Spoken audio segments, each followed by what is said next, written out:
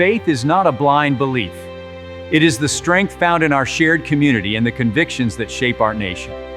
Welcome to Faith in America, exploring political and patriotic themes for a stronger nation.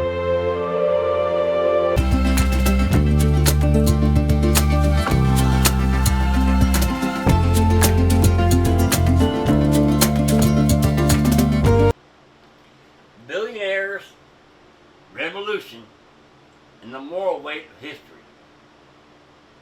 Was the American Revolution a war against wealth or against tyranny? Welcome to Faith in America.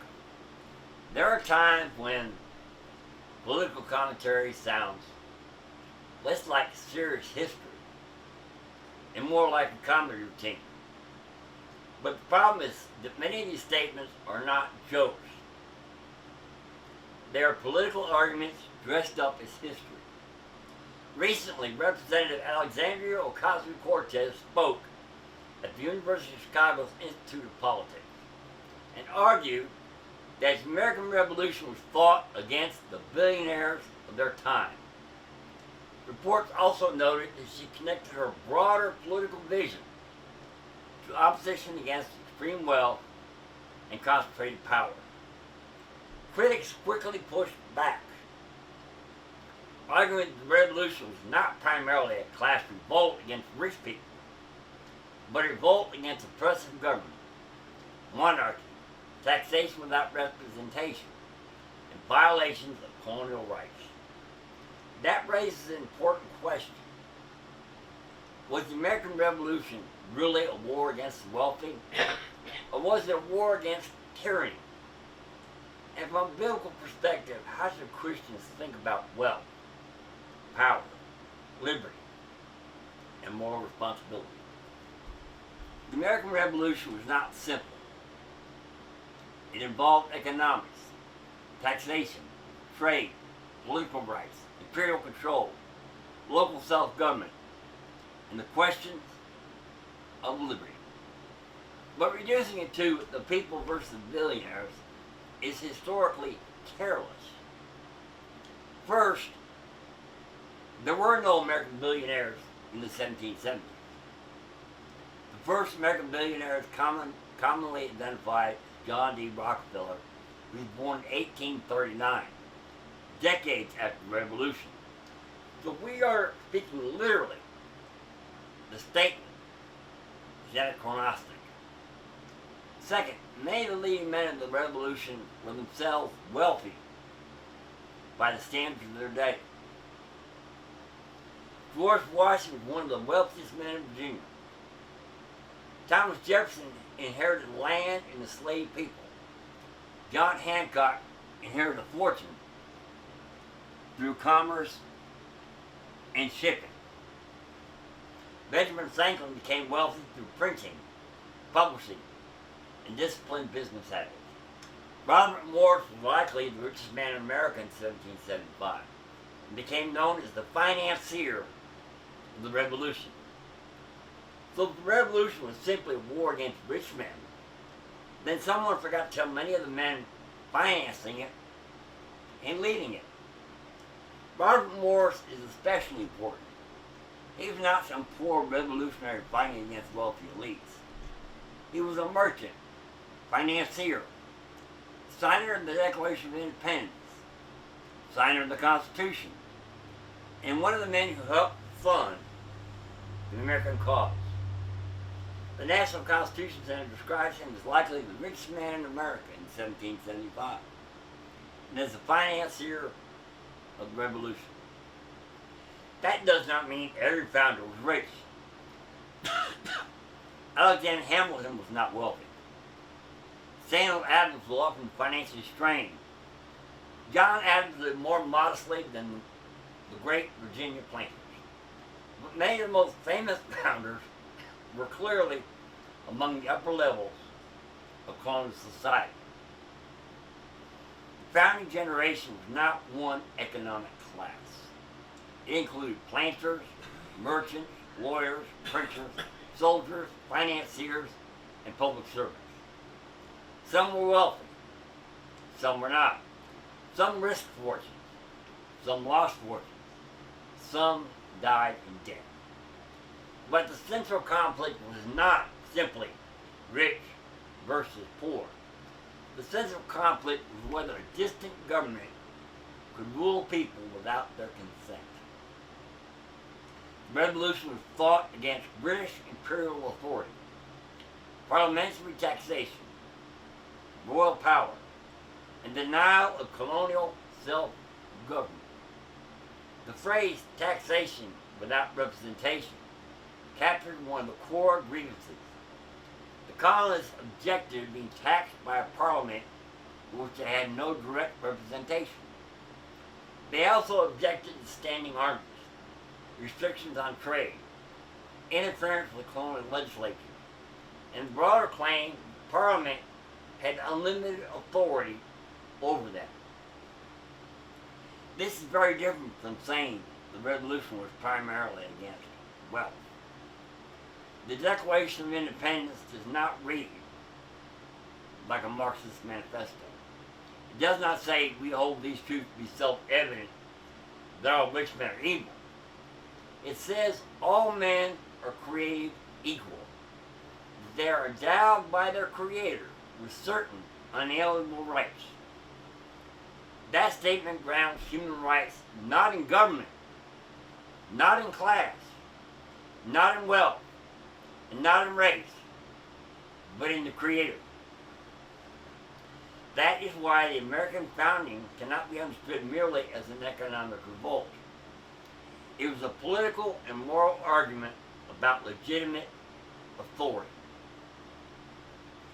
Government, according to the Declaration, receives its just powers from the consent of the government. When government becomes destructive of the rights of the established to protect, the people have the right to alter or abolish it. This is not an argument against wealth. This is an argument against tyranny. It is true that many founders were wealthy elites. George Washington owned vast land holdings and plantations. Thomas and Jefferson inherited land, enslaved people, and lived as a Virginia aristocrat and died deeply in debt. Benjamin Franklin rose from modest beginnings and became prosperous through printing and business. John Hancock inherited wealth. Robert Morris became wealthy through trade and finance, but later lost most of his fortune and ended up in debtor's prison. That complexity matters. The founders were not cartoon villains. They were also not flawless saints. Some sacrificed deeply.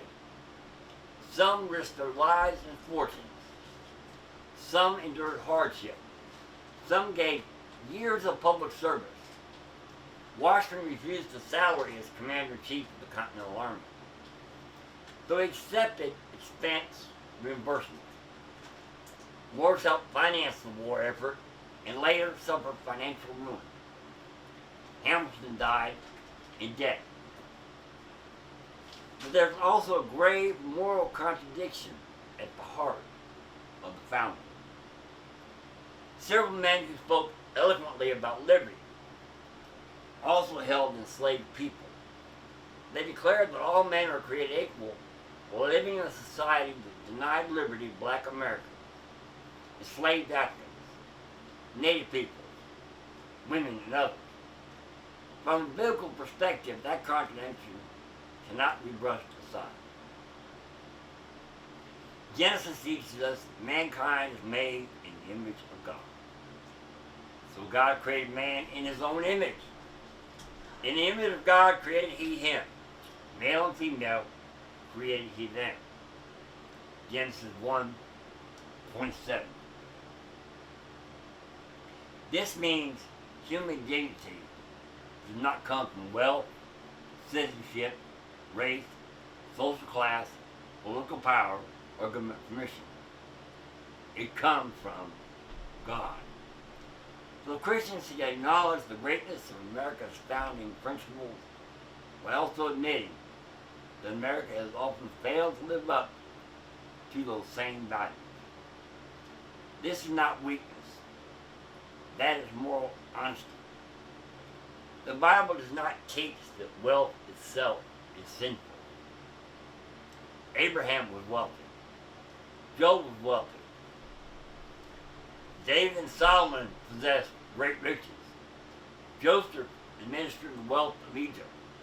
Lydia was a seller of purple, likely a woman of means. Wealth can be used for good, for provision, for generosity, for building, for defending, and for serving others.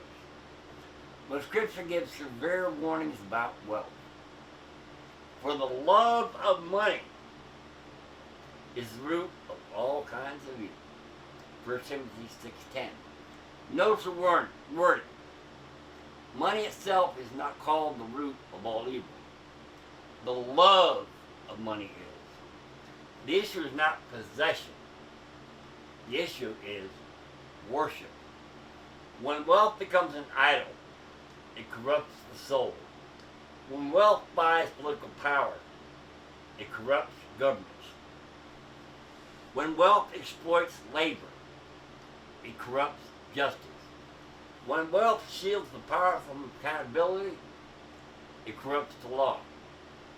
But the same is true of government power. Government can also become an idol. Political office can become an idol. Class resentment can become an idol. Envy can become an idol. Promising justice while demanding more centralized control can become its own form of oppression. The Bible warns both the rich and the rulers.